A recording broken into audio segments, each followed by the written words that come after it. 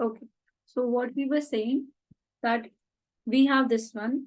So you understood like how we got this 112 and how we got this 111, this combination, because if I'm multiplying it with the coefficient, it is also giving me 6. Now take this second one, 1, 1 minus 1. So multiply the coefficients. This is the coefficient 1 into 1 square, 2 into 1 square, 3 into minus 1 square. Again, it will come as 6. Is that right?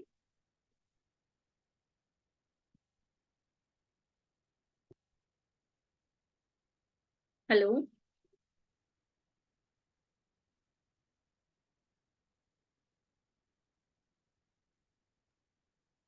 Okay, ma'am. I am here. So if you have any doubt, you can ask me. I can explain it again. Actually, this again comes under that character table, no? So maybe I will try to take next live session, half part, the 1 hour we will consider or we will solve the character table so that you should be understanding like what is character table. This was actually not this. Ma'am, this is the character table of C3 point group. Okay, this order is 6. If we are going to multiply in row wise, we get 6. But in column wise, we are not getting 6 because 1 square plus 1 square plus 1 square only we get 3. That is what I'm saying, that in column wise, no, not column wise, you do not have to multiply or do that. You don't get confused with this. What you have to do for making, for to define that whether it is one dimensional representation, you know about the matrix, right? So if we have just a x, y, that means a column matrix. Or if I have a x, y like this is your row matrix. So this is just one cross one. If I am having x1, x2, y1, y2, so this is your 2 cross 2 matrix. That means 2 dimension. This is clear. What is 1 dimension, 2 dimension? So these values are just the matrix, right? So for defining the dimension, we have to consider the only the identity column. So there, whatever the dimensions are there, L1, L2, L3, these squares and the addition of those squares should be equal to the order. You do not have to see the order of the all the columns. Then we have to just see the rows. For defining the dimensions, we have to see the column of the identity. But for other things, you have to put the values in such a way that if I'm taking all the rows combinations, that will give me the order. For example, here for just defining this particular section, this one, which I'm highlighting with yellow. So to defining the dimension, I have kept that 1, 1 and 2. Now square it and plus it, that will give you the order. That is one time job. You do not have to do it again and again. Now, even if you'll see this one, you do not have to leave this 2.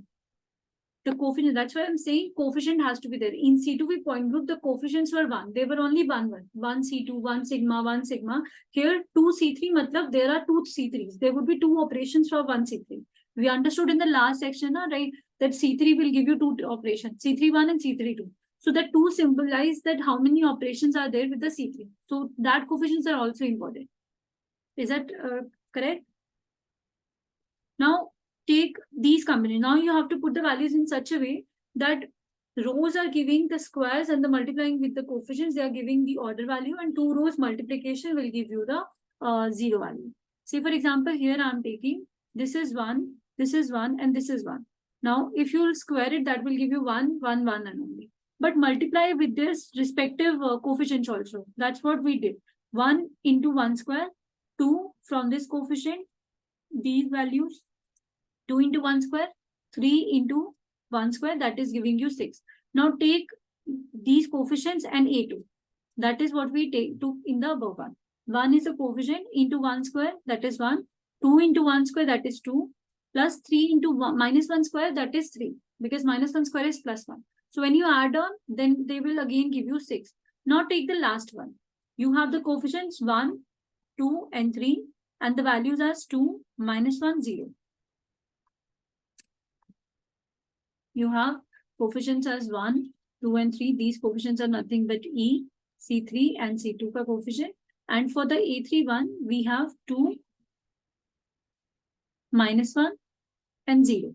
So you have to square these values. You have to multiply with these coefficients and then add on. So firstly, this coefficient 1 into 2 ka square plus coefficient 2 minus 1 ka square plus coefficient 3 0 ka square. Now this would be 4. This is 2 into 1. This is 0. 4 plus 2 is 6. So is that correct? That order is coming as 6? Okay, ma'am, correct.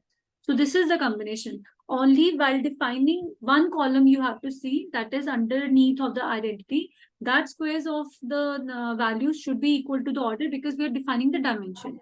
So now this question could be raised in your mind that we are taking 0 here.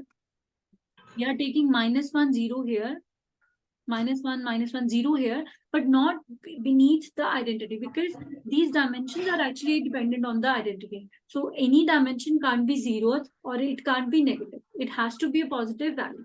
Is that clear? That's why we didn't put the 0 or any other number in that particular place.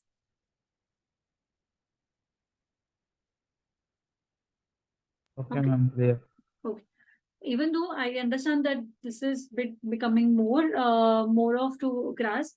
So what we will do, as I said, in the next slide session, first off, we will just do the character table things and then we will take up the assignment problems for the next slide session. Okay, the main point again. Now, we know that C3 comes under the same category, which is a chiral point group. How do we clarify or prove from this character table? Now, look at the pairs, Z and RZ. Both are one pair and they are coming under A2. So that means it is right. Again, X and RX, Y and RY, they all are having the E category. They are coming under same representation. So all three pairs are having that two pairs, Z, RZ, they are having one symmetry transformation, that representation. X and RX are having one. Y and RY having one. So all the threes are satisfying that rule. That means mu E and mu M vectors are active. That means this molecule is a chiral. Is that clear now? Clear, ma'am. Okay. So this was all about the concepts that we read in the live session that we had in the week 5 lectures also. Now we will quickly take up because we have half an hour. That assignment problems are straight away because you understood the concept, then you will be able to answer this. So we will just take up the questions quickly and then we can end up the session. So the first, before we started, do you have any doubt what I have taught during this live session? Any simple or any complex doubt, like I will be happy to answer that. So anything you want me to repeat, if not today, in the next live session, then I can come up with more questions or explanations.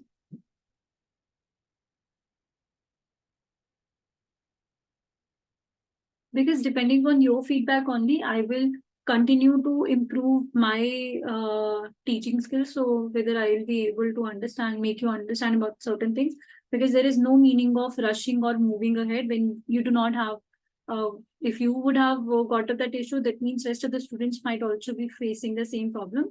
So you can help other also. So is there anything you want me to repeat or explain again? No problem, ma'am. I can understand all the things. Okay, great. Now, so these are the questions that we will take up. So the first question is the electric dipole moment is defined as. So there are the 4 options, whether that's a product of charge and distance. Second is momentum and charge. Third is charge and electric field. Fourth is momentum and velocity. What do you think? What should be the answer? So electric dipole moment is mu E, which we actually define as this one. These were the 2 charges and this was the R distance. So what do you think? What would be the answer? A option, charge and distance, ma'am. Yeah, right. So A is the option. Based on these concepts only, you will be having questions in the final exam also. The second part is when absorbance of LCP is not equal to RCP, then it arises. There are 4 options. When the absorbance, that means one part is getting absorbed more compared to the other part, whether it is giving optical rotation phenomena, it is giving ellipticity, both A and B, or none of the above.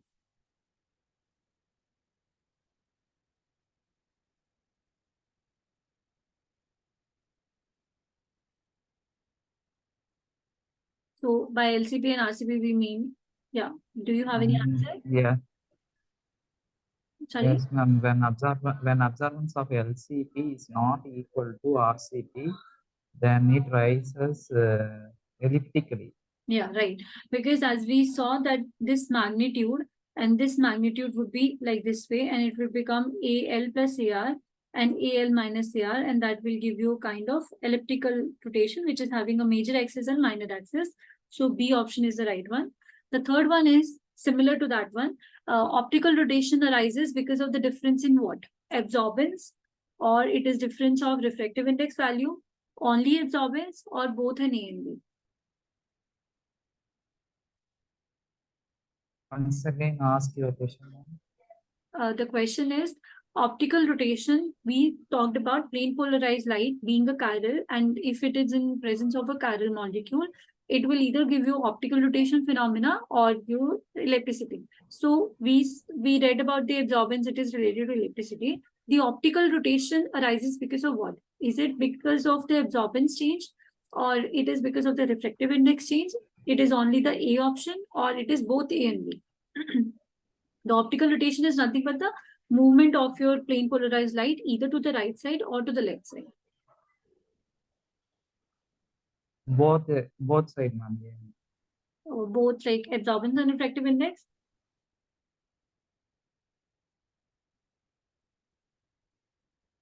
So I think you said both sides, which is right, that it can go to left or right also.